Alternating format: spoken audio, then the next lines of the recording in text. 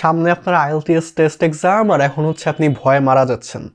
এটা আমি আমার নিজের স্টুডেন্টদের মধ্যেও পাই, আর হচ্ছে ইন জেনারেল অনেক জায়গায় শুনি আর কি, অ্যাটলিস্ট ফেসবুক গ্রুপগুলায় বা অনেক সময় আমার পেজে এসেও অনেকে মেসেজ দেয়। সো এটা নিয়ে আমি একটু বলতে চাই, এটা মেবি মোটিভেশন হতে পারে, I don't know, but reality যেটা ওইটাই আমি বলি আপনাকে।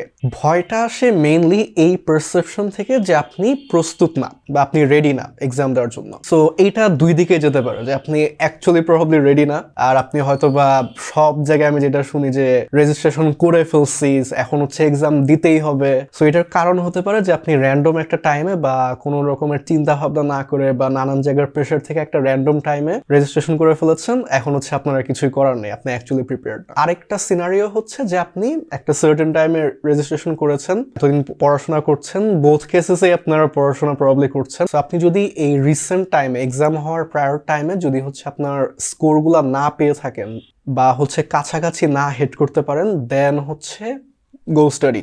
এই ভিডিও দেখার দরকার নাই, এখানেই পজ করে পড়তে বসেন। আর যদি হচ্ছে আপনার ইন জেনারেল ভয় থাকে, জাস্ট এই বিষয়টা মনে রাখেন যে আপনি যদি এনাফ প্রিপারেশন নেন, আপনার যদি এক গাদা প্র্যাকটিস হয়ে থাকে কেমব্রিজের বই থেকে, তারপর আরও অনেক হাবিজাবি বই আছে, দেন ভয় পাওয়ার কিছু নাই। আপনি যা পড়েছেন, যা দেখেছেন, যা শিখেছেন এর মধ্যেই আসবে।